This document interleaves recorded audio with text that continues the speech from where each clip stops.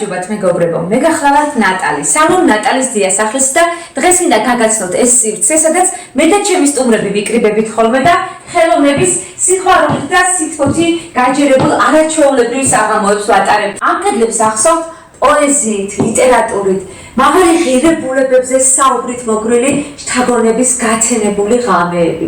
ეს არის საოცარი შეგრძნება. სულ სხვანაირი სიკეთე, სულ სხვანაირი სიმშვიდე. Ai თითქოს მადლი იღვრება ირგული.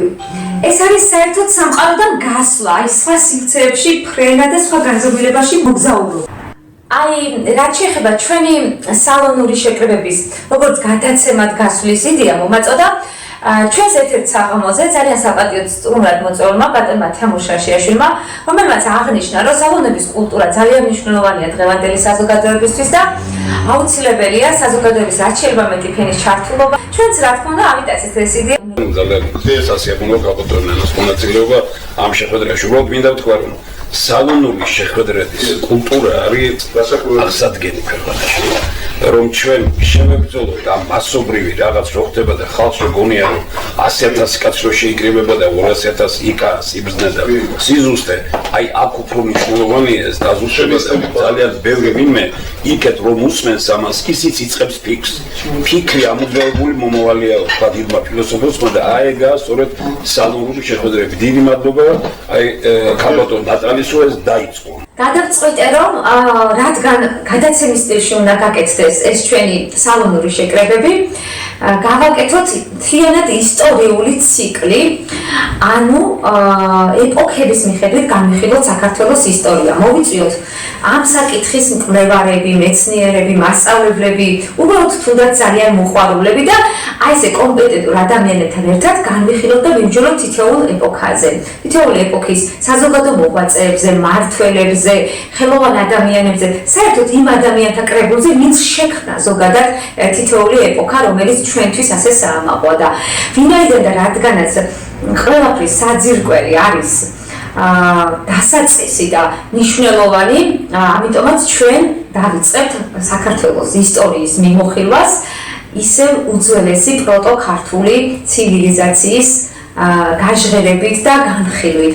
ამ საკითხთან დაკავშირებით მოვიწვიეთ ასე ვთქვათ ამ ეპოქაზე ყველაზე გულმხურვალედ შეყვარებული ადამიანი, რომელიც ფაქტიურად ცხოვრობს ამ ეპოქაში და ხანდახან გამოვა ხოლმე ჩვენთან სამზეოზე, ჩვენს პერიოდში და მე ისე შევა თავის კაბინეტში და ისე იმ თავის ეპოქაში, იმ უძველეს პროტოქართულ ეპოქაში აღმოჩნდება ხოლმე, აი ესეთი ბატონი ყავს და ასეთი მეცნიერი, ასეთი პატივი გვაქვს, რომ ჩვენ თანამედროვე საზოგადოებას გვყავდეს ბატონი გია კვაშილავა, რომელიც მან თავისი მთელი შეგნებული ცხოვრება მიუძღვა ამ საკითხის კვლევას და დღეს აი ამ შეკრებაზე დავპატიჟებთ და მოვიწვიეთ საპატიო სტუმრად და ჩვენ ყველანი, ვისაც კი ველოდებით დღეს სტუმრებად, დიდი პატივი გვექნება მას მოусმინოს და დავუსვათ საჭირო შეკითხები. თემა იქნება ქართველები უძველესი ცივილიზაციების სათავეებთან. მოგეხსენებათ მსოფლიოს და კაცობრიობის ისტორიას ახსოვს სამი ძირითადი ცივილიზაცია. ეს იყო შუმერული, ბერძნული და ეგვიპტური ცივილიზაცია. რა თქმა უნდა იყო სხვა ცივილიზაციებიც, მაგრამ მე ძირითადზე ვამბობ და ეს სამი ცივილიზაცია ერთმანეთისგან დამოუკიდებლად ვითარდებოდნენ და როდესაც სამყაროს მოევლინა ესეთი მხედართმთავარი როგორც იყო ალექსანდრე მაკედონელი, მოხდა ამ სამი კულტურის გაერთიანება, შეზავება, წარმოიქმნა ელინური ეპოქა, სადაც ამ უძველესმა ცივილიზაციებმა თავიანთი საუკეთესო თვისებების, უნარების, გამოცდილების შეზავება და შერწყმა მოახერხეს და სამყაროს საჩუქრად ერგო ასეთი განსაკუთრებული კულტურული მემკვიდრეობა, მაგრამ ეს ჯერჯერობით და თავდაპირველად გადავიდა რომაელების ხელში. რომაელებს ელგოთ მემკვიდრეობით, იმიტომ რომ რომის იმპერია წამოვიდა ასე ვთქვათ წინა ხაზზე და მას ეს კაცობრიობის მონაპოვარი, კულტურული მონაპოვარი ჩაბარდა როგორც ასე ვთქვათ ფოდნზე მირთმეული განძი. რომაელებმა შემდეგ მათ დასასარგებლად შემიძლია ვთქვათ, რომ განავითარეს გადმოიღეს კიდევ უფრო საუკეთესო ყველაფერი, რაღაცები თავიანთი შეურიეს, რომაული საბართალი მოგეხსენება ძალიან ცნობილია, მაგრამ ამ ისინი ვერ შეედრებოდნენ ძველ ცივილიზაციებს ვერაფერში საერთოდ ისინი ჯერ მართლაც ბარბაროსები ამათთან შედარებით, მაგრამ შესანიშნავი მე მინდა ვთქვა, რომ შესანიშნავი მემკვიდრეები გახდნენ და შესანიშნავად შემოგვინახეს, ასე ვთქვათ, დანარჩენ კაცობრიობას, შემდეგ კაცობრიობას აი ამ ცივილიზაციების კვალი. ასე რომ გელოდებით დღეს მე მგონი რომ ძალიან ისიამოვნებთ ისეთი კარგი თემა გვაქვს არჩეული.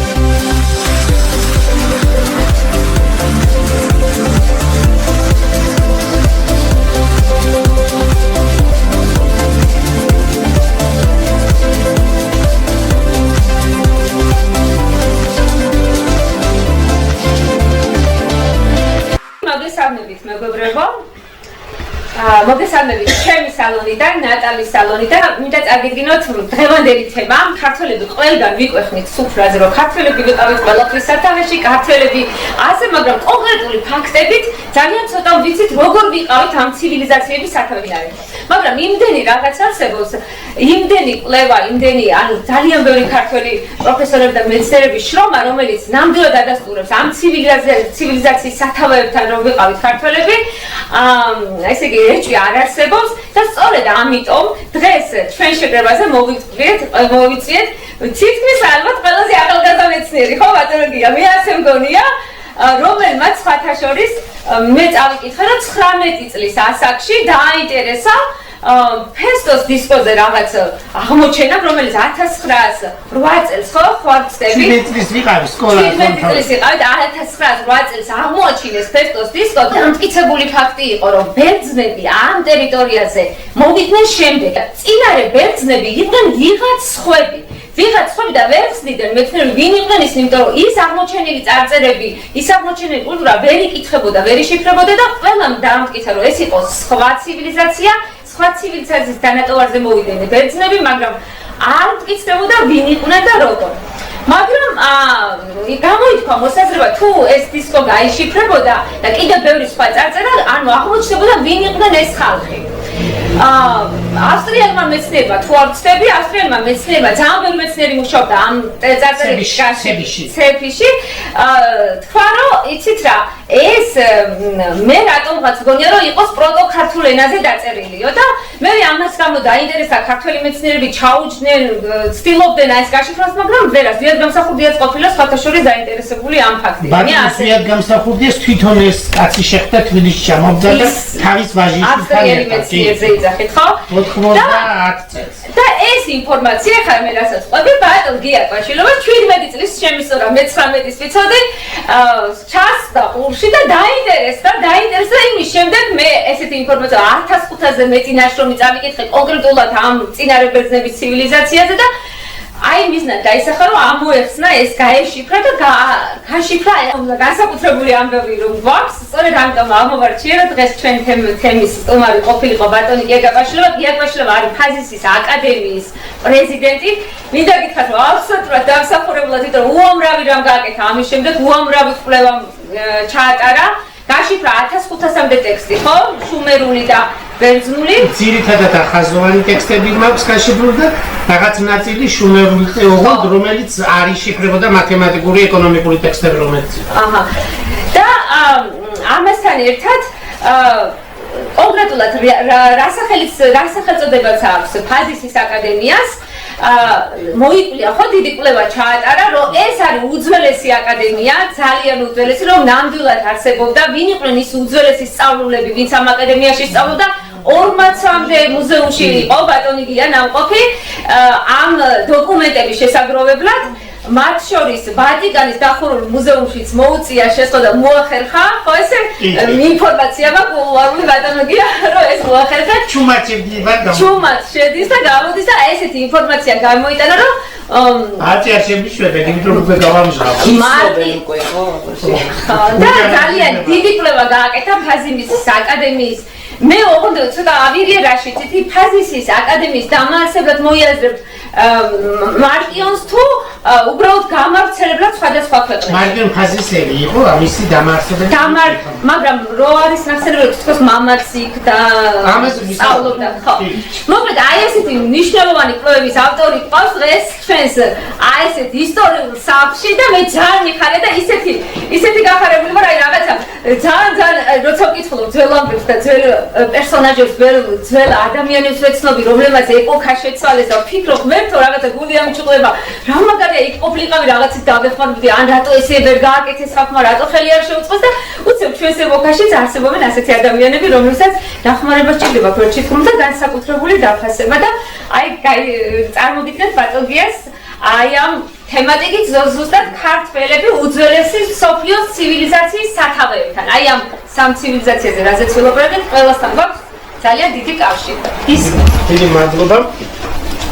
საინტერესო წარდგენისთვის ძალიან მოგიხიბლეთ თქვენი სიტყვებით, იმიტომ რომ ძალიან კარგად ხმარ და სწორად ახსენეთ ყველაფერი.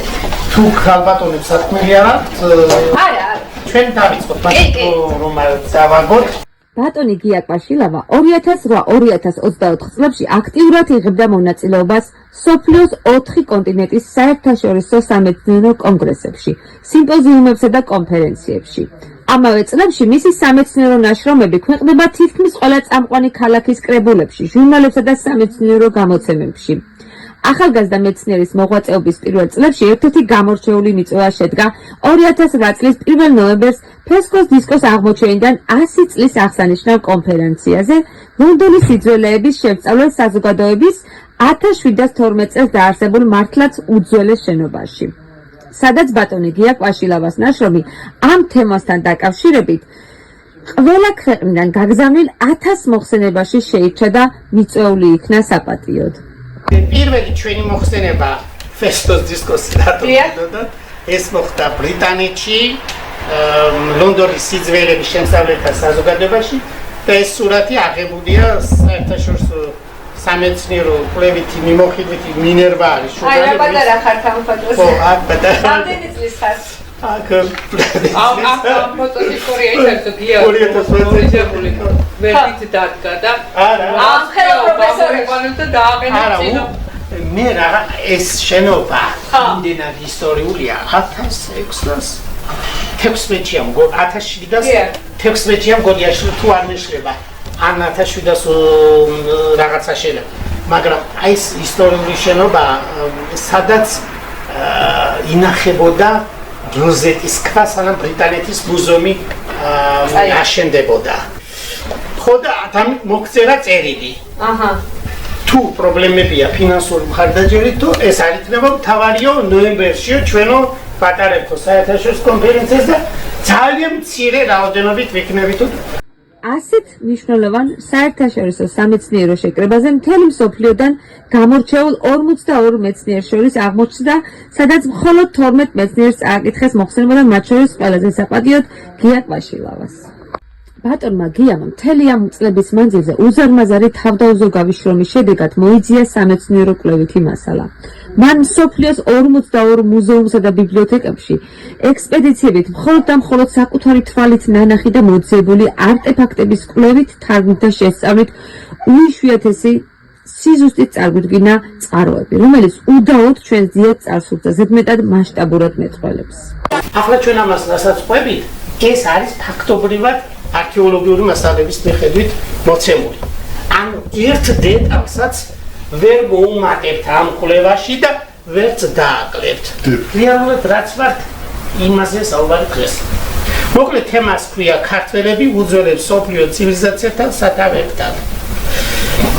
მე შემთხვევით, ანუ არა ისე პოეტური თავსაზრისი გამომიტანია იოანე ზოსიმეს ტექსტი. დიახ. ეს წმინდა ასახავს რაზე ჩვენ ვისაუბრებთ აქ. დაოთხი დღის სამყუდარი ამისთვის თქვა დავით წინასწარმეტყველმა რამე თუ წელი 1000 ვითარცა ერთი დღე. აი თქვენ რაც კითხეთ. ბიბლიაში დაახლოებით სამყაროს შექმნისა 8000 წელია. მაგრამ შეხედეთ წელი 1000 გადაიყვანეთ თქვენ ერთი დღე. 365.000 გადაიყვანეთ და გადაამრავლეთ თქვენ და მიიღებთ 3 მილიარდამდე რიცხვს. აი ეს განსხვავება. აი რას ნიშნავს მათემატიკოსობა ესე იგი? ბატონმა გიამ დაიწყო იმის ახსნით, რომ თუ აქამდე საქართველოს სახელმწიფოებრიობა ოფიციალურად უკვე შესწავლილი მასალების საფუძველზე 3000 წლისად ითვლებოდა, ბატონი გიას დამატებითი მიკვლეული არტეფაქტებით უკვე თამამად შეიძლება ვთქვათ, რომ ქართული სახელმწიფოებრიობა 4000 წლისაა. აი ამ ჭრილში ჩვენ გვინდა ვაჩვენოთ რამდენი წლისაა ქართული სახელმწიფო. ასე თუ ისე ცნობილია ედუარდ შევარდნაძის ხელმოწერით და აკადემიკოს თამაზ გამხრეძის ინიციატივით, რომ ქართული სახელმწიფოებრიობა არის 3000 წლის. და ესეც არის საზოგადოება, რატომ ავიღეთ 3000 წელი? ესეც გონია რომ რაღაცას ჰაერიდან ვიღებთ. აი თუ ამ მასალას გავეცნობით ამასაც, ჩვენ კიდე დავინახავთ რომ იმ მეთოდით კიდევ 1000 წლით შეგვიძლია დაძლევდეს ქართული სახელმწიფოებრიობა და ანუ 4000 გვაქვს ლაბარაკი. ბატონია, სანამ ამ თქვენს მოხსენებაზე გადავალ. აი ყველა საინტერესო მიხარ თქვენ ასეთ პიროვნება ხართ ჩვენთან და აი მომზადებული ხარ და ეს კითხა რომ აი კონკრეტულად ჩვენ სკოლაში გვასწავლდნენ რომ აიეტის და იასონის ამბავი არის მითი, როგორც ასევე მითი, მაგრამ თქვენს ლექციებს როცა ვუსმენ და წამიკითხავთ თქვენი კვლევით, თქვენ ადასტურებთ რომ არ არის ეს მითი და რომ ნამდვილად არსებობდა აიეტი. მითი ერთ-ერთი ფორმა ისტორიული პროცესის აღწერისა. კი, მე მაგალითად აი როგორც რიგითმა ადამიანმა მინდა ვთქვა რომ მე ხო ზეგანაც ვახსენე რომ ჯერა ანუ ზევსი აფროდიტე ესენი რომ არსებობდნენ. ეს რა ხდება როცა წავიკითხე რომ შლიმანსაც ასე ძალიან ჯეროდა რომ ტროა არსებობდა და აღმოაჩინა ტროა და თურმე მართლა არსებობდა, უფრო გამიმყარდა რომ აი ნახეთ და ერთადერთი დამადასტურებელი საბუთი რომ მგონია რომ მართლა არსებობდა აი ოფიციალური არტეფაქტის სახით ვიტყვი რომ არსებობდა კოლხეთი, ჩემი მოსაზრებებით და დაკავშირებით არის ის რომ რადგან ტროა ნამდვილი აღმოჩნდა და რადგან ტროას ქალაქი ნამდვილად იყო და ნამდვილად მოხდებოდა ეს ომები და იქ ჰომეროს ნახსენები აქვს რომ ტროაში იყვნენ არგონავტიკაში ნამყოფი ესენი რა ქვია მხედრები. ესე იგი, აგერ თუ ეს ნამდვილად არსებობდა ტროა და ტროას ომი ნამდვილად მოხდა, ფაქტია რომ ეს ნაწარმოები არ იყო ჰაერზე და ზღაპარზე შექმნილი და ფაქტია რომ ერთადერთი დამადასტურებელი ჩემი რასაც ვკითხულობ ეს მომეჩვენა რომ აი ნამდვილად არსებობდა აქედან გამომდინარე არგონავტები. უბეროზე არ დალაპარაკოთ რომ მინდა. ხო, აი თქვენ კიდე რა სიტყოდით რომ აი მაგალითად ამდენ წარწერები გაშიფრეთ ამდენ აი მაგალითად აიეტის კვალი აი საქმე ლაპარაკე. ასიფაის გავაქვთ ესეც მოხსენებაში. ესეთი ყველაფერი ქონია და რაც მინდა მეკითხა. მაგრამ არ მინდა ჰომეროსზე გადავიდე, იმიტომ რომ ბევრ რამის თემა მინდოდა, მაგრამ რატომ? იმიტომ რომ შენ იმას ვერ მიტყვი. ხო, მაგრამ აი ძირითადი საკითხები რო ძალიან მაღალი, უდიდესი მიღწევა პოეზიის სამყაროსთვის. აი რა ვიცი, საოცრად აღწევს. აი მაგალითად აღარ მინდა ეს დავიწყო. ჰომეროსი არ იწყებს თავიდან ამ ომს. იწყებს ბოლომდე. შუაში. შუიდან იწყებს. საოცარი ასე შლის, აი შუიდან შლის. აქეთ იქით. დასაწყისი და დასასრული ერთად რაღაც საოცარი ის არის. ახლა აღარ მინდა ამაზე ვისაუბროთ. აი კონკრეტულად აიეტზე და იმაზე რომ ვისაუბროთ. ხო, ამაზე ვისაუბრეთ. მიუხედავად ბატონი გიას მცდელობისა, რომ მხოლოდ სამეცნიერო საკითხებით შემოფარგლულიყო, პოეზიას მიჩვეულმა ჩვენმა გარემომ მაინც ვერ ჩაუარა გულგრილად გვერდი ასეთ ღვთაებრივ თემას და ბატონი გიაც პოეზიაზე ავალაპარაკეთ. ბატონო გია, აი უძველეს ცივილიზაციის ზოგადად შეკითხო უბრალოდ. ანუ აი უძველეს ცივილიზაციასთან გაქვთ ძალიან ისეთი როგორც შანსი ძალიან ახლო შეხება და მეორეს პირ იკვლევთ. აი რა სიტყვით უძველად ჩდებიან წინარე ცივილიზაციაში, წინარე ისტორიაში, ნაცვლად აი ამ კულტურებში პოეტები, რომლებიც პირველი პოეტი არის გილგამეშის დამწერი. საოცარია, თქვენ როცა ორიგინალს კითხავთ, რა რითმები აქვს? როგორ გზნობს ის რა ვიცი ეს პოეტია, მაღალი რანგის გილგამეშის დამწერი. თვითონ მითოლოგიაში არის აი პოეზიის როგორი ახადის წევლაც რა საინტერესოა. როგორ არა, მე ხო გითხარი რომ მითი რელიგია და ფილოსოფია ერთმანეთს აზროვნებაში და ის შეიძლება ერთად აღწეროს რაღაც ნაწილში. ამიტომ ეს კრეთა არ არის ბატონ მათემური წინაზე თქვა რომ თუ მე გავიგეო რომ პოეზიასაც მათემატიკის მიჭიჭირდებოდა. მეცნიერებასაც აღმოჩნდა რომ მათ ესეთი მათემატიკა ყოფილა. მე მაგალითად ჯერ მათემატიკა ვისწავლე და მე მივედი პოეზიის დიქტი მათემატიკა ყველაფერს შეიძლება. თქვენ აი თქვენ ასე წოდებთ. ქალბატონო იცით რატო? მათემატიკის გარეშე პოეზია არ შეიქმნება. ლექსებს დაწერენ. ლექსებს დაწერენ ლექსებს. პოეზიას ვერ შექმნიან. აჰა, ანუ პოეზია უზნაძესაც ასია ნათქვამი მინდა გითხრათ. მე გეტყვით. მე კიდევ აი პოეზიას რადგან ჩამოვარდა შილერს ვერანაირად ვერ აღწდები ხოლმე. აჰა. აი წარმოიდგინე რა ეს შილერი. ნუ ახლა გერმანულ თქვენ ყველამ კარგად იცით, მაგრამ შემთხვევაში ასე ვთარგმნი. შეხედეთ ჰომეროსის მზეს ჩვენც გვიღიმის. ჰომეროსის მზეს. ხო, აი ეს წერია. შეხედეთ ჰომეროსის მზეს. ჩვენც გერმანის ხო, შილერი წერს. თუ მოგლედ ეს გავითავისე ჩემს გაქევაში. ჩვენ დღეს ვისაუბრებთ მასალები გვექნება პროტოქართველური მოსახლეობის შესახებ, ანთროპოლოგიური მასალები, ძალიან მცირე. დიახ. და როგორ წავიდე თქვენ გულისხმობთ როგორ გაედინა პროტოქართველები ან ხეთაშუა ზღვის აუზში და მიმდებარე ტერიტორიაზე რამ გამოიწვიეს გადინება და ასე შემდეგ, ხო? სასოფლო სამეურნეო მიგრაციის სხვადასხვა ვარიანტია, მაგრამ ერთ-ერთ ვარიანტს ჩვენ დავამახვილებთ. სასოფლო სამეურნეო და მეტალურგიული მასალები გვექნება, უძველესი წერილობითი ძეგლების ამოკითხვაზე გვექნება და ფაზის აკადემიის მოკლე ისტორიას და ეს მარკეტინგის მოყვებით, ხო? აი ეს არის ჩვენი დღევანდელი თემები, ძალიან დიდი თემებია. დიდი თემებია, მაგრამ მოკლედ როგორ მოვახერხებთ ამ? მოდი დავიწყოთ ასეთნაირად. რას წერს იონი ანტიოქიელი მეშვიდე საუკუნეში? საოცარი ფრაზა ის არის წინადადება. ბერძნულ ტექსტი ეგრე ქვია. აი ხო იწყება ბიბლიის თემის გაშლა. აჰა. ბიბლიაზე მოგვითხრით ანუ ჩვენი წინაპრის, ანუ უძველესი წინაპრის სახელი არის იაფეთი. აი ეს არის იაფეთი, მას ჰყავდა გომერი, თუბალი და მეშეკი. მეშეკი დღევანდელი მესხები არიან. აჰა. თუბალი დღევანდელი იბერის სახელია. კი ბატონო. თუ ივანე ჯავახიშვილს დაუჯერებთ ამ შემთხვევაში. და თოგარმა და თარგამოსი და ვიცით უკვე ქართლის ცხოვრებიდან ვინ წარმოიშვა. მოკლედ იონი ანტიოქიელი წერს ასეთ რამეს. იაფეთის მოდგმას წინად ხვდა მიდიიდან. ეს არის ჩრდილოეთ სპარსეთი. ხო. ნაწილი ვიდრე ბრიტანეთის კუნძულებამდე.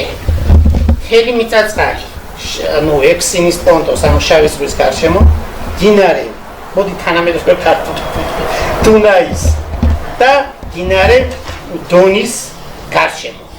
კავკასიის მთებში, აბაზგების ქვეყანაში მდებარე მიწა-წყალი.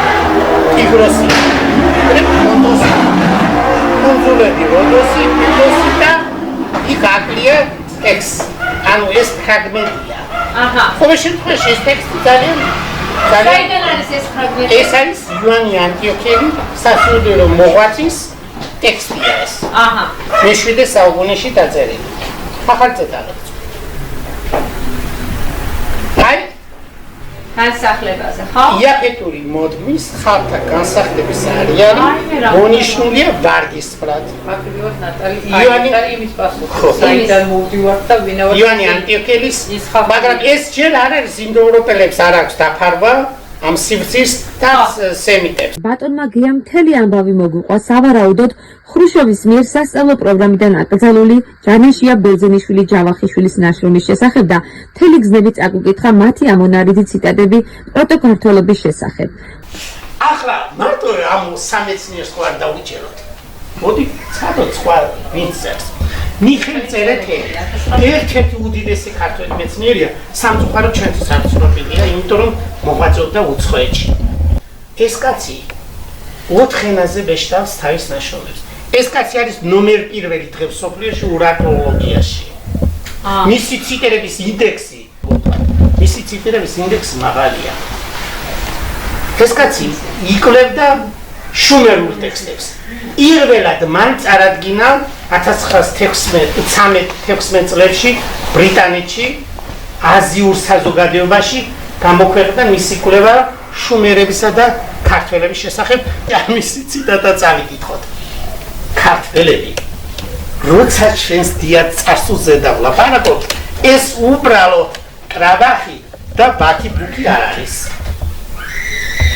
დიადი იყო ჩვენი წარსული, ჩვენი ცხოვრების ისტორიული ხანისა, მაგრამ კიდევ უფრო დიადია წარსული იმ რასისა, ან მოდბისა, რომელსაც ქართველიერი ეკუთვნის.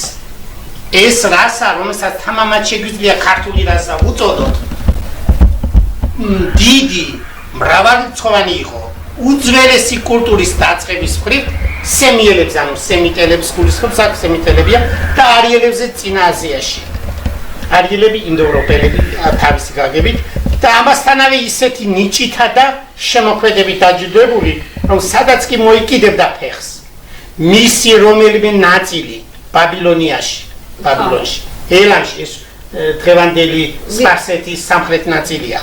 არმენიაში, თელს მცირე აზიაში თუ კავკასიაში ყველგან ქმნიდა უდიდესსა და უორიგინალეს კულტურას, სახელმწიფოებრივ ცხოვრებას, სარწმუნოებას, ხელოვნებას, წერლობას, ყოველი სფეროს, რასაც კი კაცობრიობის დიდება ეწოდება და რაიცად დაწერილია მის ისტორიის ფურცლებზე.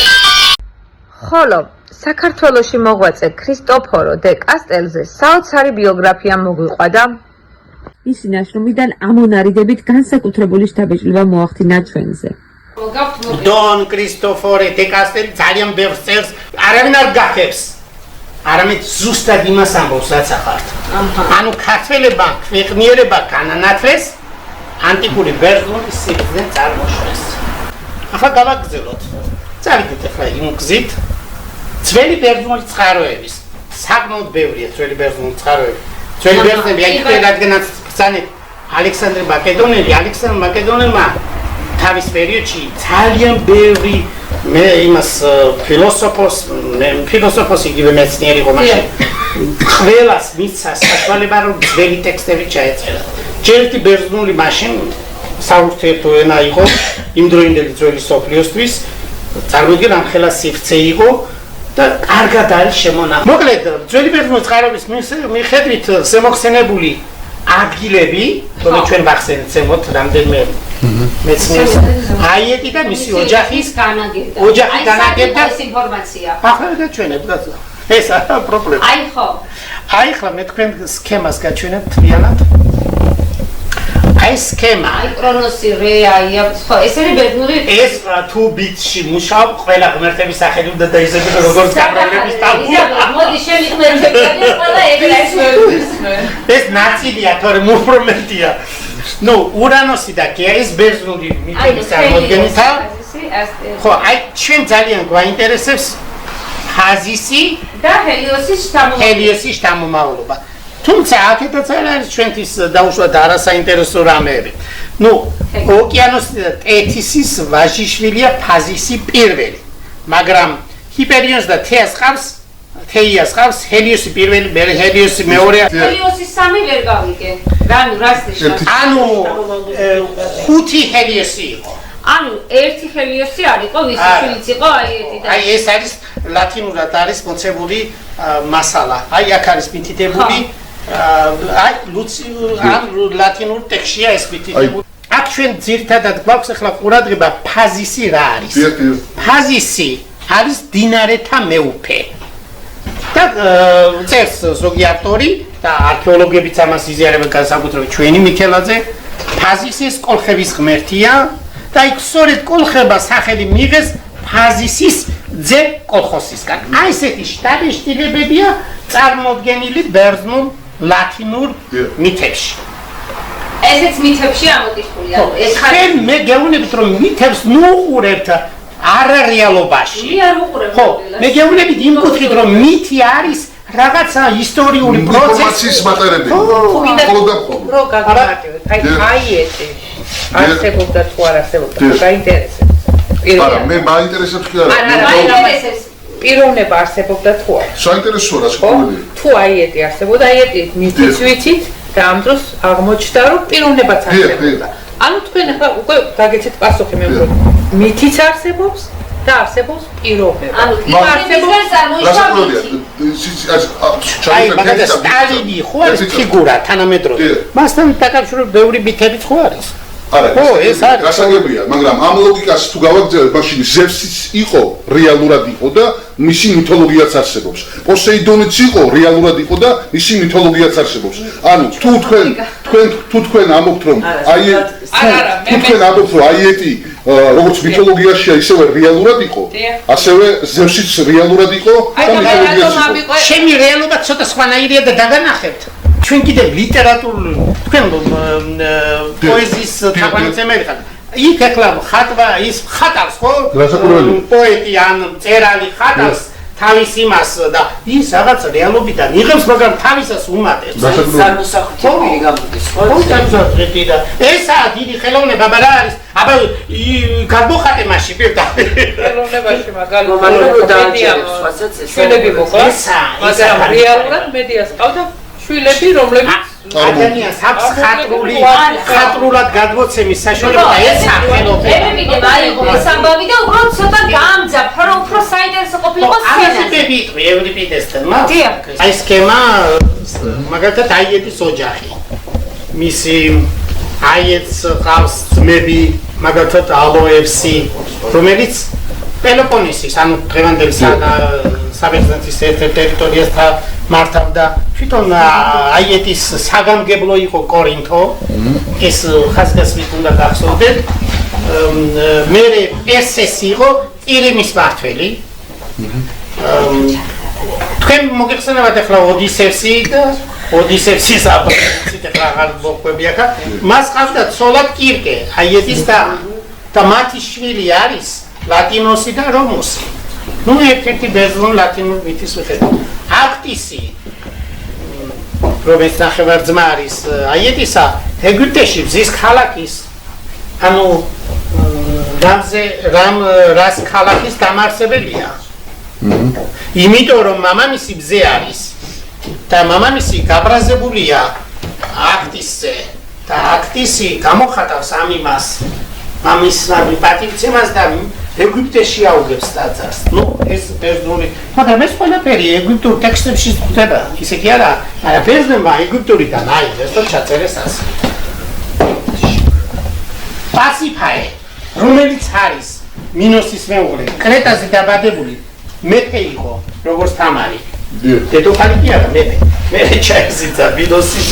ნუ ყოველ შემთხვევაში პასიფაეს ცივილიზაცია, მაგრამ ევასი ამ ცივილიზაციას წინა ბერძნულ ცივილიზაციას სახებს რომ არქმევს, ანუ ის პირველი არქეოლოგია, რომელმაც აღმოაჩინა კნოსოსის სასახლე, დათარგმნო ინგლისური ტრადიციით, არ შეიძლება ქალის სახელი დაარქვას საერთოდ, აი ისია ტრადიცია და ვერ დაარქვა პასიფაის ცივილიზაცია, დაარქვა მინოსური ცივილიზაცია. მეტი კი რაღაცა კი არ იყო, უბრალოდ მას არ შეეძლო თავისი ტრადიციები და ამას აღნიშნავს სხვადასხვა. მოკლედ, მედია და არგოსი და თესალოსი. თესალოსი შვილია მედიასი და თესალია დღეს ეს აქცერია, მე კი არ ვაბობ. ძველ ბერძნულ წყაროში. ხოლო მედია იქ მოხდა იქ შვილთან დაკავშირებით, ხო, ევრიპიდეს აღწერილი აქვს, მაგრამ ადრეულ პერიოდში რაღაცები მოხდა, ევრიპიდა 1000 წლით ჩამორჩება მედიას დროინდელ ინფორმაციას, მაგრამ ყოველ შემთხვევაში მედიამ აღმოაჩინა ნავთი. ამას გავჩვენებთ მე და არიელების, ანუ დღევანდელი სპარსეთის ტერიტორიაზე დაარსა ქვეყანა მედია. ნუ ბერძნულად ასე წერია, ზოგ ისტორიკოს შეიძლება ეს არ თანხმობოდეს, მაგრამ ბერძნული ჰეროდოტეს აი ეს უწერია ახლა გაქრად ისტორიის მამა და არ აღნიშნოთ, რადგანაც ეს აქვს დაწერილი. ნუ ყოველ შემთხვევაში ეს რაც სქემა შედგენილია, პატრონ ნიკოლოს აი ყველა წყარო შეგიძლიათ გადამოწყოთ ყველა წყარო ჩემი თვალით. 1000 ჯერ მაქვს ნანახი. ყველა ორიგინალი ტექსტია. აი რა არის მიზეზი დავუშვათ ჩვენ ახლა ჯერ არგონავტების მითით რაღაცა ფორმით განვიხილოთ, ანუ იოლკოსიდან, დღევანდელი საბერძნეთის ტერიტორიიდან, რატომ ჩამოდიან ფაზისში, ანუ ფოთში. კოლხეთის ქვეყნის სიმდიდრე, ამას ამბობს სტრაბონი. ოქროს, ვერცხლის, რკინისა და სპილენძის სიუხვე იყო. არგონავტების ლაშქრობის ნამდვილი მიზეზი. სტრაბონი წერს. იასონისა და მისი მდევარი კოლხების ლაშქრობის კვალი არის კრეტაზე, იტალიასა და ადრიაში, ვენეციის ახლოს. კალიმაქე აღნიშნავს, რომ კოლხებმა დააფუძნეს ქალაქი, რომელსაც კოლხურ ენაზე ეწოდა პოლა. დღევანდელ ქალაქი ხორვატიაშია. ვინ აღნიშნავს აი სულ მაინტერესებს სტრაბონი. ახლა თქვენ რომ ვიკიპედია რომ გადაშალოთ, აი ესე პირდაპირ ჩაწეროთ ეს ქალაქი პოლა. ამ პოლა ხორვატიაში ეს აღნიშნულია.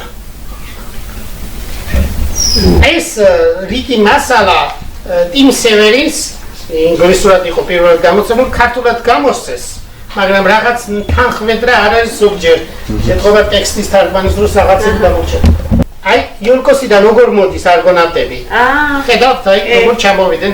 ეს არის ყველაფერი ბერძნული წყაროს მიხედვით, ყველა ადგილი მონიშნული. რაც ახლა ბერძნულ წყარო მიცის, აი. ახლა როგორ გადიან მედიას როგორც კი მოიტაცებენ, როგორ გადიან ევროპისკენ, აი შეხედეთ. ანუ პირიქით. აი დუნაის იმას რა ქვია, აყვებიან, აი პოლაკ დაასეს, აი ზემოთ დავიდნენ, მე ჩამოვიდნენ. აი ეს ინფორმაცია ხარ რა წყობა. ყველაფერი წერია, წერია? მოიცა ბერძნები წერენ ამას. აი ეს ისტორიკოსები არა, ძველი წერილობით წყაროები ბერძნული. აი მაგათი იტალიას რომ უახლოვდნენ, ეს ჰომეროსთან არის. აღნიშნული, ანუ ჯაჭვად გაკეთებული. ანუ ის სტრაბონი წერს, ჰომეროსი წერს თქვენ გადააკეთეთ. აი ახლა მე ერთიანად თელი ეს ნაშრომი იმით არის საინტერესო, აი ამ თემასთან დაკავშირებით თუ სოფლიოში ვინმეს რამე დაწერილი აქვს, დაწყებული იმ დროიდან. ხო, ყველაფერი ერთ თემაში. აი ეს ჩვენი კომფორტი რო იტო, რომ ეს ყველაფერს თავმოყრილად ხედავთ ახლა. მაგრამ უფრო არამეცნიერულად, უფრო პოპულარულ ენას. მეცნიერულად ახლა ამ ყოველ დეტალსაც შევფია. აი მედია, სად არის გამოხატული, რომელიც ყველაზე ძველია. ეს არის ძველი თაღლისთვის 2025-375 წლებით იტალიაში ინახება ეს ჭურჭელია. აი მედია. საიდან გიდება რომ ეს მედია? ზედაწერი არა, ზედაწერია ტექსტი აი ახა. ზედაწერი მედია. სერიც გაგებული. ბერძნულად ზედაწერია. აი ამ ადგილას მედია. აი ეს არის ტალოსი.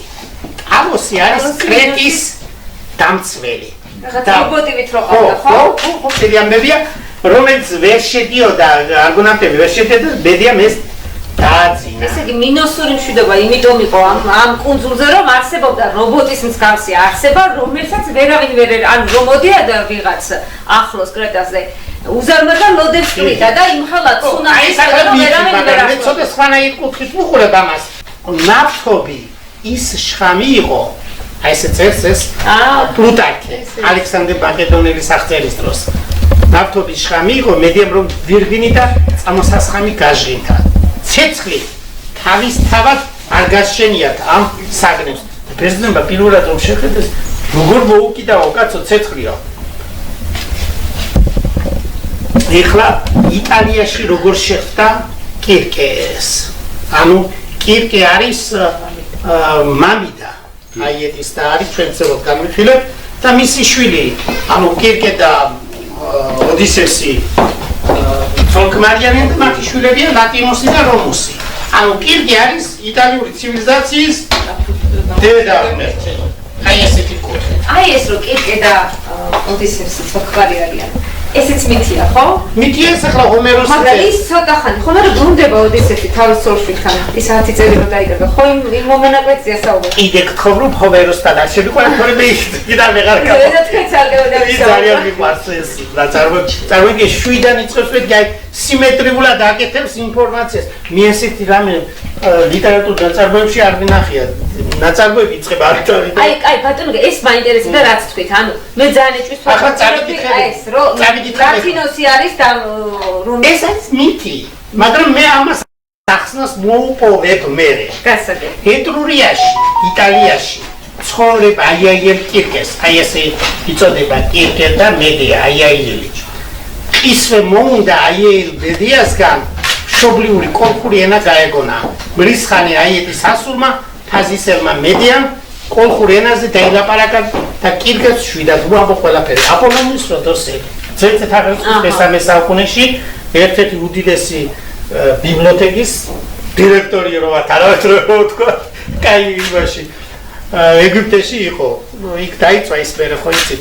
ადექი რა ფოტოგრაფია. ხო, ეხლა მედიასთან კითხები რომ ჩანს, ყოველ შემთხვევაში ჩდება რომ მედიამ შვილები დაღუპა, მოკლა, როგორ შეიძლება აი პერსონაჟის წყარობის მიხედვით უკაცრავად. ეგეოსის სოლიც გახდა მაგის შემდეგ, ხო? კი. აი მედიას წყაროს მიხედვით 7 ვაჟიშვილი და 7 ქალიშვილი ყავს. ანუ 14? ხო, და 14-ს ფიზიკურად ვერ მოკლას. ნუ არ საოცრება. თუმცა ევრიპიდეს მოსაზრება სხვა რამეა. ევრიპიდეს სხვა მიზანი ჰქონდა. და მე ამას ხედავ სხვანაირად. ბერძნული პოლიტიკური განწყობილება მიმართული იყო კოლხური პოლიტიკური განწყობილების დასაკნინებად. და ამიტომ ერთ-ერთი სვლებია ეს პოლიტიკა, ახლა ჩვენთან ტელევიზიით ირჩევა და მაშინ ლიტერატურული ნაწარმოები და მითები და ამ აგორაზე გამოსვით სიტყვებით. ესა, ნუ, მოგეხსენება. იურიდიული საკითხები იქაც ირჩეოდა ბევრი. მოკლედ აი ეგ მედია რომ დაარსაო ისი წერია. ახლა ნახოთ კირკე. აი ჯურჯელზე, სხვადასხვა ჯურჯელზე როგორა გამოხატა. ეს ფოტოები თქვენ ვერსად ვერ ნახავთ ამას. ამას რა? ვერა. ეს არის ყველა დახურულ ფონდში. თუ არის ისიც კიდევ რაღაცას დადებული აქვს, რაღაცა რომ ხარისხი. რატო რა სამსახურება რო არის? იმიტომ რომ ახლა ეს არის თუ არიცი რა გინდა ახლა და მაგრამ სასწავლო სახელმწიფო ამდენს ფოტოს შეიტანენ. ნუ საქართველოში არა. ეს ფოტო მასალა რა თქმა უნდა ჩვენ მიერ მოძიებულია. ახლა ნახოთ ბატონო ნიკოლოს. როგორ არის ჩვენი დედოფალი? თანამედროვე ხელოვნების ერთ-ერთი პასიფაის და ანუ აი კირკე ლუვრის მუზეუმში. დაცი. და გარეთ არა. გაფორმება გარეთ კედლებზე. აი კირკე როგორც ასეთი კირკე ასევე არის გაკეთებული ვერსალის სასახლისთვის ცალკე. ვერსალის არის ეს? როგორც სხვა არის. ახლა პასიფაე აი შეხედეთ როგორ აწერია, აი ბერძნულად როგორ აწერია შეხედეთ პასიფაე. ეს არის თურქეთის ტერიტორიის ახალწეთაღრიცხვის მეორე საუკუნეში, ეს უკვე მოზაიკა ოღონდ რომაული. ანუ რომის ეთყობა დიდი რაღაც სასახლე იყო და შესაძლებელი იყო. ნუ ესეც ეს ის ოთახი იყო. აი, სადაც კნოს იმის ხო სასახლის. ეს არის კნოსოსი, ეს არის ახალწეთაღრიცხვის 79 წელს ვულკანი ვეზუვი რომ ამოიყვა. აი სწორედ ამ სასახლეშია გამოკვეთილი ეს პასიფაე. ეს დედალოსია. პასიფაე თხოვს დედალოს რომ ააშენოს სასახლე. კუნძულ კრეტაზე. აი ხა სტრაბონი. ეს სტრაბონი გასცეს. სტრაბონი წერს რომ კოლხებს ჰქონდათ დამწერლობაო, კვირბების სახით. აი ეს არის საკრავი სასულო სახის წარწერები, რომლის შექმნელება ესენი იყვნენ მეტალურგისა და მჭედრობის ხარველი ღვთაებები, კორიბანტები. აი იქ სქემაში ჩანს. სხვა კორიბანტები ნახსენები. ათენასა და ჰელიოსის ვაჟიშვილები.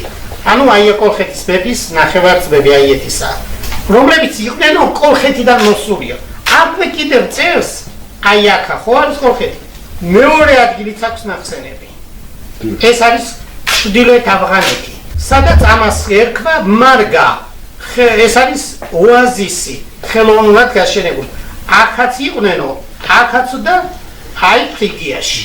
აი ეს არის თიხის ფირფიტები, რომელიც ჩვენ მიერ არის წაკითხული. აი ეს თიხის ფირფიტები 1900-მდე დოკუმენტია. სხვადასხვა მუზეუმშია გამოყენილი, ძირითადად ჰერაკლიონის არქეოლოგიის მუზეუმში. ახლა ყველა ტექსტის საკითხვა ისე მარტივი არ გიგონოთ, თუ მათემატიკა იცით და ეკონომიკა ადვილად აღიქვამთ, მაგრამ ძალიან რთულია. აკაკი ურუშაძე წერს, რომ კვირბების სახით არსებული ხორიბანტული ფოლკლორი დამწერლობა სრულიად შესაძლებელია ის დამწერლობა იყო, რომელიც მინოსური, ეს უკვე თქვით მინოსი რა არის, დამწერლობის სახელითაა ცნობილი. ეს ფესტოს დისკოა კალბატონო. ჩემი საყვარელი ფესტოსის ორიგინალს არ ხო ერთადერთი რაც უნდა ვთქვათ, ამას აქვს უძრავი ძეგლის სტატუსი. მუზეუმის ერთი ოთახიდან მეორე ოთახის სპეციალური კანონია, რომ არ გადაიტანოს თვითონ მუზეუმად, სხვაი პროცედურებია. ეს ახლა მინაშია ჩასული, ისე კი არა, ახლოს ხეთს ვერ შეაძლო. ხო, აი ეს არის თიხის ჭურჭელი, პითოსი, ანუ ქვევრი, ჩვენებურად, რომელზეც მე თითის ვადებს, სადღაც ერთი კაცის სახელს ვკითხულობ, რომ დღესაც არის საქართველოში. გაწერია. ხო, ახლა მეორე თიხი, ეს გამოქვეყნებული მაქვს. მეორე თიხი ჭურჭელზე ვინოზე წერია. ეს სედაშეს ღვინო იყო, წარმოიდგინეთ 996 ლიტრია ეს. 996 ლიტრს წირავს ღმერთს ათენას. ამ ტექსტს გაჩვენებთ მე.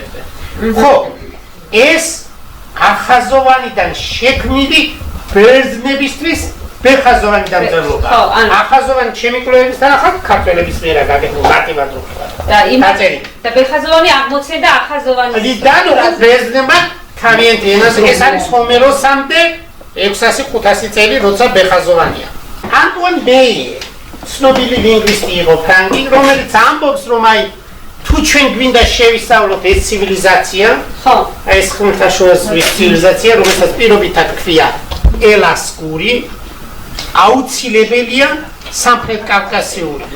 მეორენაირი ტერმინი არის ქართველურის ცირეაზი ძველიანების შესწავლა.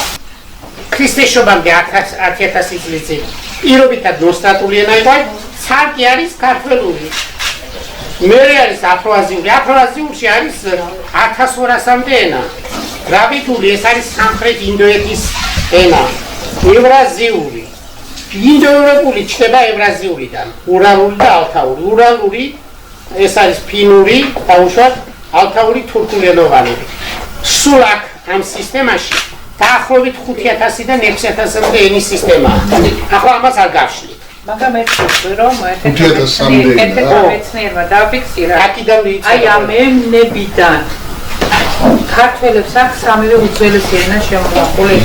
ეხლა მე მინდა წარმოგიდგინოთ ერთ-ერთი უძველესი ხალხი, ხურიტები, რომლებიც ძალიან ენათესავებოდა ქართველებს და მათი უძველესი ტექსტი აი ამ თიხის ფირფიტას შეხედეთ, როგორც ბევრი მეცნიერი ფიქრობს ძირითადად, ეს არის ერთგვარად იმდროინდელი მუსიკალური ნოტები, ახლა თანამედროვე კარგებით ასე რომ ვთქვათ. ხო, ამ ტექსტზე მე დაახლოებით 9 წელზე მეტი ვიმუშავე და ძალიან ვეცადე, მე არა ვარ პოეტის ნიკი არა მაქვს, მაგრამ ვეცადე ორიგინალთან მიახლოებული ტექსტი მეთარგმნა და მე ასე თარგმნე. შეიძლება რამე მინუსები იყოს, მაგრამ მე ასე ხედავ. მე გავაკეთე შესაძირავი ქალხაევის რომის სიყვარულში გულს გამიხსნის და რომ ჩემი ცოდვები მომიტევოს და აი ჩემი თბილი სეზამის ზეთის კილები მას მოეწონოს, რომ მან კარგად შემომხედოს და ნაყოფიერი გამხადოს. როგორც მასწავლებლის ყანები ყვავიან, ქალწულმა ქალებმა ხმებთან ერთად შვილები გააჩინოს და ისინი ვინჯერ კიდევ ქალწულები არიან, ერთ დღეს შვილებთან ერთად აკურთხოს. არ რამდენად შეწევი მე ორიგინალთან მიახლოებას უფრო ვცდილობ. ეს არის 3600 წლის. ამისი მუსიკალური შესრულებაც გვაქვს, დღეს არ მომიტანია და ჩემს Facebook-ზე დევს, ეს ევროპელებმა შეასრულეს და კიდე არის მეორე ვარიანტი, რომ ახალგაზრდა კაცი მუსიკის ხანგის გარეშე კითხულობს ძალიან მაგრად რა. მე მგონი რომ ცხოვრობთ ამ ეპოქაში და აქ ხანდახან შემოდიხართ რაღაცა საკითხი. მე მგონი რაღაცა კომუნიკაცია. ხო, აი ვისაც რაიმე კითხვა გაქვთ თქვენ გაინტერესებდათ დავუშვათ სულ რაღაც ძველი ცივილიზაცია და კონკრეტული ფაქტები დაუსვით და მე ერთად კითხვა მაგ შემონახავ. ახლა ბატონი როგორ გახსოვს? პირველ რიგში მე შევერთები წამყვანის ასე ვთქვათ მადიერი სულისკვეთებას და დიდ მადლობას გადავხდი ბატონ გია კვაშილოვას მობრძანებისთვის, დაფასებისთვის, ჩვენი ასე განათლების და მოგახსენოთ ძვირფასო ტელემაყურებლებო რომ დღევანდელი ჩვენი შეკრება არის შემეცნებითი, მართლაც აი იყო ის მეცნიერული ინფორმაცია, რომელიც არის ოქროს ფონდი საქართველოს მეცნიერებაში მართლაც და აი მინდა მოგახსენოთ რომ ჩვენ სწორედ ამიტომ ვიყიდებით სალონურ შეკრებებზე. აი დემოკრატიული სახელმწიფო ჩანასახე, დემოკრატიული პრინციპების ჩანასახები თქვენი კვლევებით. თქვენი კვლევებით. აი როდის გაჩ აი დემოკრატიული ჩვენი აზრით დემოკრატია ჩაისახა კრედაზე. თეატრი ჩაისახა. დემოკრატია როგორც? კი. სახალხო? კი. ეს ჩაისახა როგორც თეატრის სახით. დემოკრატიის პრინციპი აკაჩდა კრედაზე და რატომ? ხალი მაიცის წერა. კაცმა იცის წერა. აქ ხალებიც არიან უფრო მეტად ხალები არიან რელიგიური პირები. ანუ მატრიარქატი. ხო, ძირითადად ეს მამაკაცის როლი არ არის აქ დაკნინებული, მაგრამ ხალი და კაცი თანატოლნი არიან აქ. თეატრი არა, ზალა მართვის სისტემაში. თეატრი გითხარით უბრალოდ. ხო, ეს ყველაფერი ბერძნებმა აიღეს და გაადიდეს და მასშტაბური გახადეს. ხო. ბატონოგი არ შეიძლება არ შეგხვედროდეთ ესეთი ციგნის არსებობაზე ეფუცი. ქონდათ თითქოს ოხებს ძველი საკაცობრიო მთლიანად ნამოღვაწარი იყო ამ ციგშიო. მაგრამ მე თავიდან გითხარით ქალბატონ ნათალი, რაც ჩვენ დოკუმენტურად ხელით არ გაგვაჩნია.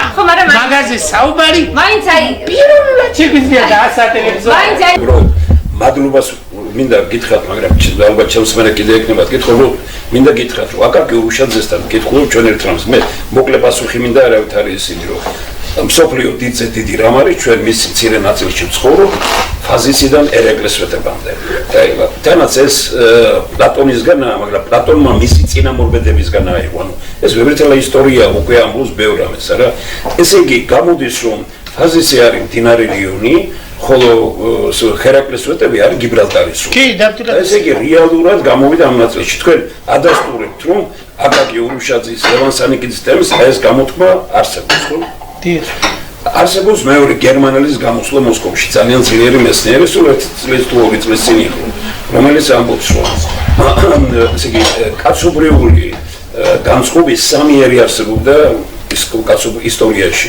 ფინიკიელები, ესე იგი, შუმერები და ქართველები. არ არსებობენ ის ორნი და დარჩა ეს არის გერმანელი მეცნიერი. ხო, მაგრამ ზუსტად ეს წინადადება თქვა მე არ ვიცი ეს ზუსტად თქვა წინადადება. ეს წინადადება მე მაქვს ალბათ შენახული, შემიძლია მოგზავნო, მაგრამ უნიკალურია ეს ისე როგორც იმ დიდი გერმანულმა მეცნიერმა საოცარი რამ დატოვა აგერ და კავკასიური რასა და ყველაფერი მოკლედ წამოწია წინ. ჩვენ ბევრი მუშაობა ხომ ჭირდება უცხოელებთან იმის თაობაზე, რომ მათ ძალიან მაგარი გამონათქვამები აქვთ და ჩვენ ისიც კი არ ვიცით.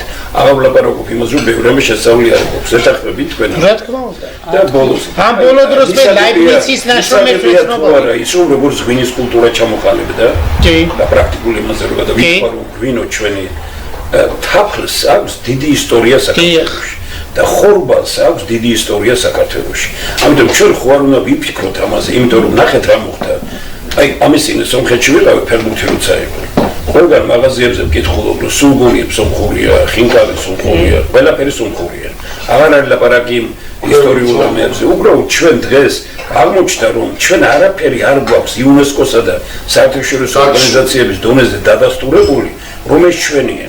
ღვინო გასაგებია, მე იმიტომ გითხარით, თაფლი არ არის. არა. ხორბალი არ არის. არა და თქვენ თვითონ ბრძანეთ, რომ ხორბლის ძალიან დიდი რამ მიდიოდა ქვეყნის გარეთ. არის მასალები ერთ-ერთი კერად არის აღიარებული ევროპულ წყაროებში. საქართველოს ერთ-ერთი ძლიერი კერად არის აღიარებული ეს ევროპულ წყაროებში. ძალიან დიდი მადლობა ხალხო, ძალიან საინტერესო კარგი. თაფლისთან დაკავშირებით რა გითხრათ, იმიტომ რომ მაგრამ აგერ ამბობს სტრაბონი რომ გაქონდათ. შვიდი გაქონდათ. ამიტომ ეს მოთხოვნა იყო, შეიძლება თაფლის სხვაგანაც ყოფილიყო დაუშვათ ფუტკრის რაღაცები, მაგრამ ეს იყო უფრო საჭირო. ამიტომ გვაქვს ეს მასალა სტრაბონი 2000 წლის წინ ცხოვრობდა. მე რა ვიცოლებულთა სულის მოსახსენებლად ვაკეთებ წამდილს. რა შედის ამაში? მე ვფიქრობ, ეს არის ჩვენი ავტორიტეტი ზუსტად. ეს არის ხორბალი, არის თაფლი, მიგოზი და ქიშმიში. ანუ ყურძე. და ეს არის ყველაზე მეტი ანუ აი იმ ისტორიულად მაშინაც კიდე საქართველოსთან აგავრცელებული. და ამიტომ არის სწორედ მე ასე მგონია რომ ამით ისეც აუცარი რამ თქვა კაპიტანამ და აი კახა შენგელია რომელმაც ხელი შეუწყო ახლა იმას რომ თქვა აი ქართული ჯიშები აღდგეს პურის და გოჩა წასახომა 30 გექტარზე ყოველგვარი იმის პესტიციდების გარეშე ყველაფრის გარეშე და ამას სათავეში ჩაუდგა უნიკალური ქალბატონი მარიამ კიტაძე იცნობთ მე მოხიბლული ვარ უბრალოდ რასაც ეს ჩამომიტანა ეს ხორბალი ესე ერთხელ უნდა წავიდეთ მართლაც იქ ნახოთ რომ აი ის ისტორიული და რეალობა დღევანდელი ერთმანეთთან მოდის იმაში ფილმის გადაღება უნდა მოხდეს ახლა და უნდა გაიგზავნოს ეს თქვა არის მოლაპარაკება თქვა რომ ძალიან სერიოზული იმაში აი როგორც კენედი რომ მოვიდა ახლა მაშინ თენდი ჯალიაშვილი აკეთებს რომ ქართული პური როგორც სამკურნალო საშუალება ყველაზე დიდი ის ქონია ქართულ პურს და ხორბალი რომელსაც ჩვენ ამ დღეებში რომ მოისმინეთ ცუდად ვარ პური რომელიც მაღაზიაში იყიდება პრაქტიკულად ამის ჭამაში და მიწა ნიადაგი ჩვენი რომელზეც არის საუბარი 99% უკვე მოწამლულია თურქეთთან შემოგვიყვანილი რაღაც უბედურებებით მე ეს დეტალი მოვიყვანე იმიტომ რომ ყველაფერი შველა უნდა ისტორია გჭირდება იმისთვის რომ აი მე მაგალითად მოხიბლული ვარ რაც არის გაკეთებული კანალიზაციის და წყლის შენართვის და როგორი სისტემა ქონდა რომელიც საუკუნე იყო ბაგრატის ტაძარზე მე-5, მე-6, მე-7, მე-8 საუკუნეებში რა ქონდა გაკეთებული იგივე ძალისში ეს არაჩვენებელი სასაულის ძალის უფრო ძველია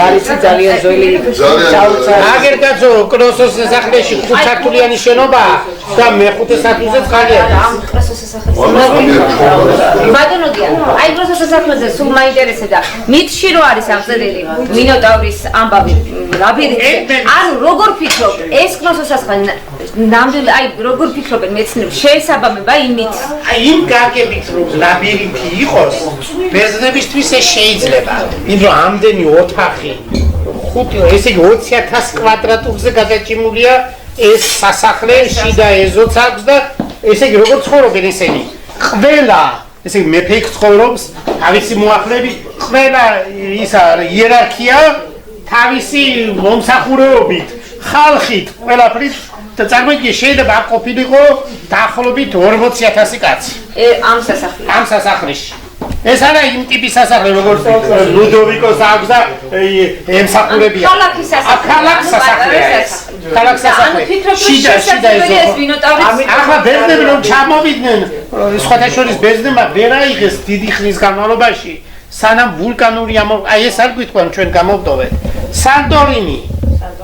სანტორინი წმინდა ირინის კუნძულია ეს ქართულად რომელსაც ერქვა თერა და ის იქ ამოერქვა ვულკანი 1450 წელს ქრისტეს შობამდე რომელმაც განადგურა მთელი კრეტა იმ დროს 3 მეტრომდე დაახლოებით ზოგადად 2 მეტრი 1 მეტრის ფერფლი დაედო მოიწამლა მთელი მიწა და სოფლის მეურნეობა განადგურდა ისედაც მომწამლელი აირები ამოირქვა ხალხი განადგურდა და ამის გამო დაეცა ხო მიწისძვრის შედეგად ამორქვევის შედეგად გამოიწია ცუნამი 10-14 მეტრის დაახლოებით გადაურვა კუნძულ კრეტას მე იმდენად ამ ფერხმა დაფარა დედამიწა კოლხეთამდეც იყო მოსული და ეს ამბები იმაშიც კი არის ჩინურ ტექსტებშიც იმიტომ რომ იმხელა დიდი მოვლენა იყო ამ ზის ის შემცირდა ამით ტემპერატურა დაიცად, რამც მთელი ამბები მოყვა და განადგურდა.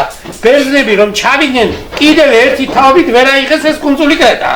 როცა ეს იყო ძალიან ძლიერი საფლორტო სისტემით აწყობილი. მთლიანად განადგურდა მათი გემების სისტემა და მერე აიღეს, გადაწვეს მთლიანად. 4-ვე სასახლე, კნოსოსის, ფესტოსის, საკროსის, მარიას სასახლე და აი ამ სასახლეები რომ ნახეს, ცეცხლით როგორი რამხელა ტემპერატურით იწვებოდა, ზეთის ხილისგან გაკეთებული ისინი იყვნენ ზეითუნისგან გაკეთებული მთელი ისინი იდო, რა ქვია, ქვევრები და იმას მოუკიდეს და 1000 ტემპერატურაზე იწოდა ეს ყველაფერი და ეს ფიხის ფირფიტები ამან შემოინახა.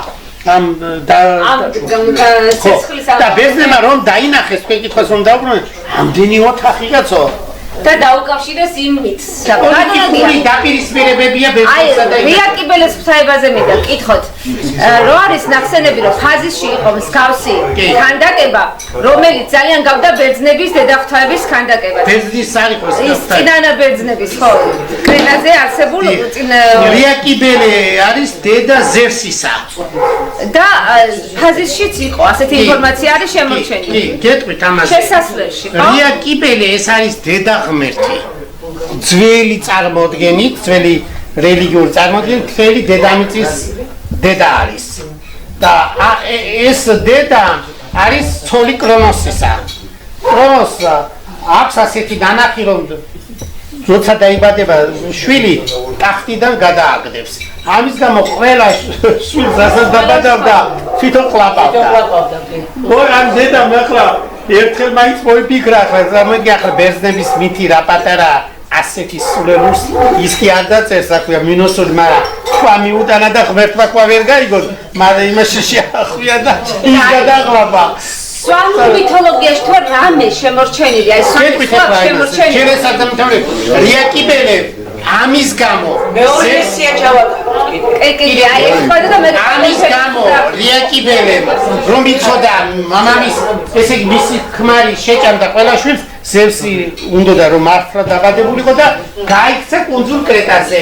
2 მთა არის კუნძულზე, იდან დიქტეში. იქ რომელიღაცა გამოქვაბულში დაჯდა და იქ იმშობიარა და ამ დაცვას გვარდიად სტრაბონი წერს რომ კოლხი კორიბანტები იყვნენო რომ არ გაეგონა შვილის და პატარა შვილი რომ დაიბადება მისი პირილი ეს გვარდია ფარებზე ურტყავდნენ ხმაურით ახშობდნენ ბავშვის პირის რომ მამამის არ გაეგონა. ნუ მოკლედ ასეთია მითი. კარგი. აი ბატონ თებრულს ხო, ამ რია კიბელეს სახელების მიხედვით, ადგილების მიხედვით სხვადასხვა სახელის საათია. რია ქვია კრეტაზე, კვიბელე ქვია სირიაზიაში, ხოლო ფაზიში დამდგარ დედაღვთაებას ქვია ფასიანი. ხო, ანუ ერთი და ნანა, ერთ და იგივე სხვადასხვა სახელწოდება. ადგილის სანეჩი ხო არ არის შემორჩენილი. ფასიანი ანუ ნანა. ანუ ადგილის მიხედვით დოდონაც იგივეა. აი სვანეთში ხო არ არის რაიმე შემორჩენილი, აი ღვთაებები ხო აქვს მეძველესი და აი ხო არ შეგვიძლია დალის არის ეს კარგი, ეხლა მე მინდა რომ აი პოლიტიკოსი ბატონი ყასა გაგერ ნიკოლოზიც და რაღაცა აი ამ ხელა წარსულით მქონე ერიდობა რაღაცა პოლიტიკური ანალიზი გააკეთოს დღევანდელობასთან. მე ვიღებ თქვენ წინააღმდეგობას დამარწმუნა თქვენმა საუბარმა რომ საქართველოს დიდი სულიერი მისია აქვს შესაძლებელი. კომენტარები სულიერი მისიის შესრულება სჭირდება ეროვნული თანხმობა. სულიერი მისიის შესრულებაში საქართველოს ხელშეშლის დაპირისპირება რომელიც ქვეყანა. ამიტომ ხვალ ჩვენ ვიკრიბებით ძალიან დიდ მამულში ილია ჭავჭავაძის საგურამოში მოწვეული ბრძანდებით ყველა ქალბატონანასაც ვიწერეთ დღეს და ყველას გიწევთ აგერ მე და ბატონი ნიკოლოზი და ყველანი გიწევთ რომ ხვალ 2 საათიდან 3-მდე იქ ვიწყებთ შეკრებას გამგზავრებას ორგანიზებულია შეიძლება დაირეკოს და 3 საათზე დაიწყება უშუალოდ შეხვედრა რომელზეც იქნება განწყობა ილია ჭავჭავაძის.